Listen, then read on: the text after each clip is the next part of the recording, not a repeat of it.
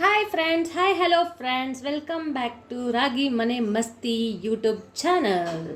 ಇವತ್ತು ಸಂಡೇ ಆದ್ದರಿಂದ ನಮ್ಮ ಮನೆಯಲ್ಲಿ ಮಟನ್ ಸಾರು ಮಾಡೋಣ ಅಂತ ಪ್ಲ್ಯಾನ್ ಮಾಡಿದ್ದೀವಿ. ನಮ್ಮಕ್ಕ ಪಾಪು ಕೂಡ ಬಂದಿದೆ. 1 kg ಮಟನ್ಗೆ ಏನೇನು ಮಾಡೋಣ ಅಂತ ಸಾಮಗ್ರಿಗಳು ನೋಡೋಣ ಬನ್ನಿ.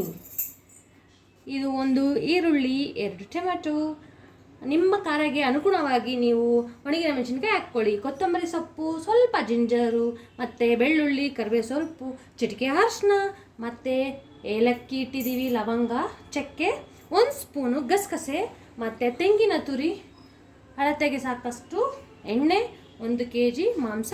ಇದು ಕುರಿ ಮಾಂಸ, ಎಳೆದಾಗಿದೆ. ಎಳೆದಿದ್ದರೆ ಸಾರು ಕೂಡ ತುಂಬ ರುಚಿಕರವಾಗಿ ಇರುತ್ತೆ. ಇದರಲ್ಲಿ ಒಂದು ಮಿಸ್ ಆಗಿದೆ, ಧನಿಯಾ ಪುಡಿ ಆಗೋಗಿದೆ. ನಮ್ಮ ಅಮ್ಮ ಮಿಕ್ಸಿ ರುಬ್ಬುತ್ತಿದ್ದಾರೆ. ಧನಿಯಾ ಪುಡಿ ನಾವು 2 ಸ್ಪೂನ್ ಹಾಕ್ಕೊಳ್ತೀವಿ. ಇದರಲ್ಲಿ ನಾನು ತುಂಬ ಮಸಾಲೆ ಐಟಮ್ನ ಆ್ಯಡ್ ಮಾಡೋದಿಲ್ಲ, ಸ್ವಲ್ಪವಾಗಿ ಹಾಕ್ಕೊಂಡ್ರೆ ರುಚಿ ಸೂಪರ್ ಆಗಿರುತ್ತೆ. ಇದು ನಾವು ಕಲ್ತಿದ್ದು ನಮ್ಮಮ್ಮಯಿಂದ, ಸಿಂಪಲ್ ಆಗಿ ಟೇಸ್ಟಿಯಾಗಿ. ಬನ್ನಿ ನೋಡೋಣ, ಮಾಡೋಣ, ತಿನ್ನೋಣ. ಓಕೆ, ನಾನು ತೋರಿಸಿದ ಎಲ್ಲ ಸಾಮಗ್ರಿಗಳನ್ನು ಬಾಂಡಲಿಯಲ್ಲಿ ಹಾಕಿ ಸ್ವಲ್ಪ ಎಣ್ಣೆ ಹಾಕಿ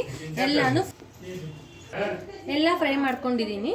ತಣ್ಣಗಾದ ಮೇಲೆ ನಾವು ಮಿಕ್ಸಿಲಿ ಹಾಕಿ ಮಟನ್ಗೆ ನಾವು ರುಬ್ಬಿಕೊಂಡಿದ್ದ ಎಲ್ಲ ಮಿಕ್ಸಿಗೆ ಹಾಕಿ ರುಬ್ಕೊಂಡಿದ್ದೀವಲ್ಲ, ಅದನ್ನು ಕುಕ್ಕರ್ ಇಟ್ಟಿದ್ದೀವಿ. ಕುಕ್ಕರಲ್ಲಿ ಸ್ವಲ್ಪ ಪ್ರಮಾಣದ ಎಣ್ಣೆ ಹಾಕಿ ಈಗ ನೆಕ್ಸ್ಟ್ ಮಸಾಲೆ ಹಾಕೋಣ.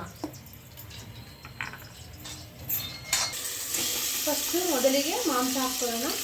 ಅದು ಸ್ವಲ್ಪ ಎಣ್ಣೆಯಲ್ಲಿ ಲೈಟಾಗಿ ಫ್ರೈ ವಿಜಿಲ್ ಆರಿದೆ, ಚೆನ್ನಾಗಾಗಿದೆ ನೋಡಿ ಫ್ರೆಂಡ್ಸ್.